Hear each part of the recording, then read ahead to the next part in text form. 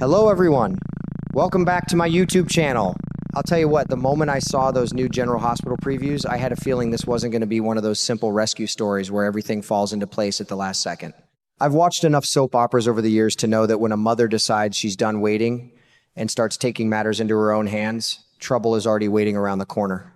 That's exactly how I felt watching Carly head straight for Windermere. In my eyes, she wasn't thinking about danger, revenge, or even the consequences. She was thinking like a mother who couldn't stand the idea of leaving her daughter behind for one more minute.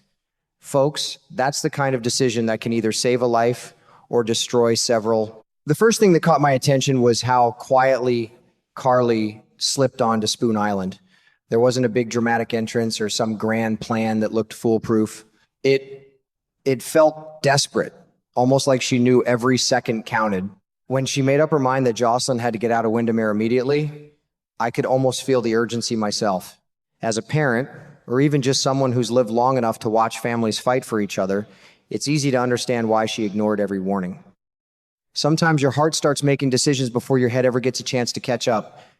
Of course, that's where everything began falling apart. Just as Carly was getting closer to reaching Jocelyn, one of the WSB guards stepped directly into her path. Then came Ross Cullum, wearing that smug grin that tells you he believes he's already won. I don't know about anyone else, but that smile bothered me more than any threat could have.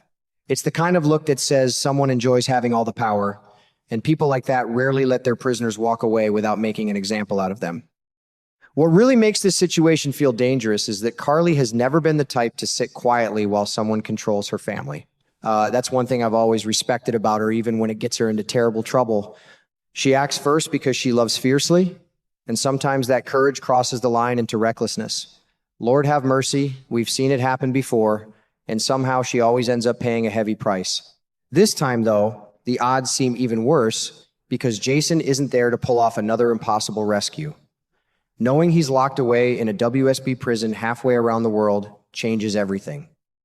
Carly is standing in the lion's den without the one man who has rescued her countless times before. That's why I can't stop thinking about Valentine. Now, there's a twist I didn't see coming a while back. Every sign seems to point toward him becoming the unexpected hero in this mess.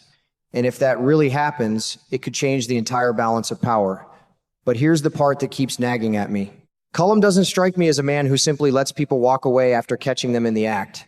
Men like him usually believe fear is the best weapon they've got. If Carly is caught trying to free Jocelyn, somebody could end up bleeding before this nightmare is over. The question isn't whether violence is coming. The real question, at least from where I'm sitting, is who will be left standing once the dust finally settles. The more I sit with these previews, the more convinced I become that Cullum's days are numbered. I've watched General Hospital for too many years not to recognize when a villain has reached that dangerous point where everything starts slipping through his fingers. It usually begins with confidence. Then that confidence turns into arrogance. Before long, every decision becomes a desperate attempt to hold on to power that is already fading away. That's exactly the feeling I get from Cullum now. The cold fusion operation has been at the center of so much deception, manipulation, and fear that it's hard to imagine this story stretching much further. Every secret eventually reaches the surface, just like oil rising through water, and I think that's exactly what's happening here. Cullum may still be giving orders today, but I don't believe he's controlling this game anymore. He's simply trying to delay the inevitable. That doesn't mean the road to the finish line will be smooth. In fact, I think it's about to become even more dangerous. A man like Cullum isn't built to accept defeat with dignity. When someone has spent so much time building an empire on lies and intimidation, losing control becomes the most frightening thing imaginable.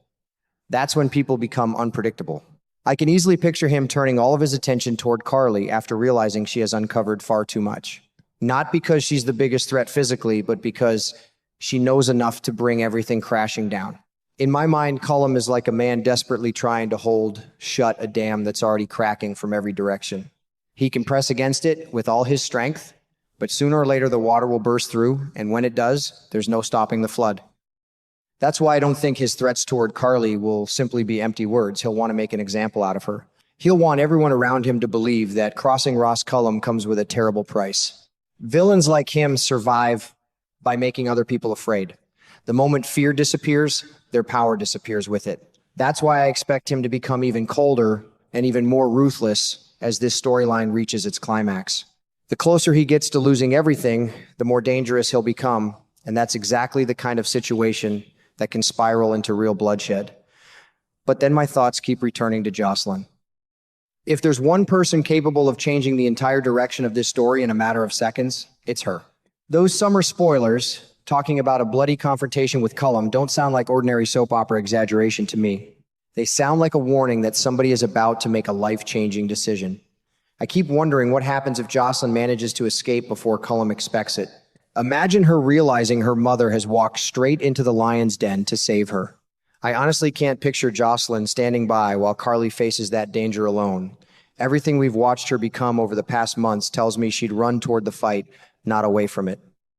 And that's where her WSB training suddenly becomes the biggest factor in the entire story. I'll admit, when Jocelyn first started down this path, I wasn't completely sure what to think. Part of me wondered whether she was getting involved in a world far too dangerous for someone her age. But now I'm beginning to understand why the writers invested so much time developing those skills. Training isn't just about learning how to defend yourself. It's about staying calm when panic would overwhelm everyone else. It's about reading a room, reacting under pressure, and making impossible decisions in the blink of an eye. If Jocelyn reaches Carly before it's too late, those lessons could become the difference between survival and tragedy. I can even picture the emotional weight of that moment afterward. Carly has always wanted to protect her daughter. That's been one of the defining parts of her character for as long as I can remember. Yet this time, the roles could completely reverse.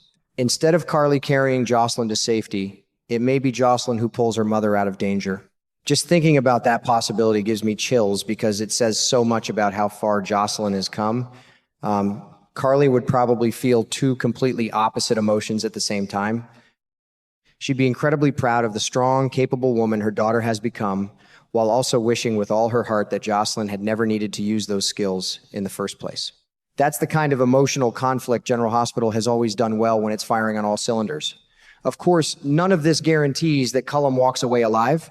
If anything, I think the opposite is becoming more likely. The previews specifically hint at a bloody confrontation, and whenever this show starts using language like that, I pay attention. Someone could make a split-second decision that changes everything forever. Cullum might push one threat too far. He might underestimate Jocelyn at exactly the wrong moment. Or he could become so desperate to protect his operation that he forces everyone around him into a fight nobody wanted. However it happens, I have a hard time imagining this story ending with him simply being arrested and quietly escorted away. His downfall feels like it's building towards something much bigger and much more dramatic than that. One surprise I'm genuinely looking forward to is seeing John Oliver appear during all of this. Now that's something I never would have guessed. Right in the middle of one of the most intense storylines of the summer, General Hospital throws in a guest appearance that has everyone talking before we've even seen a single scene. I have no idea how he'll fit into the bigger picture, but that's part of the fun.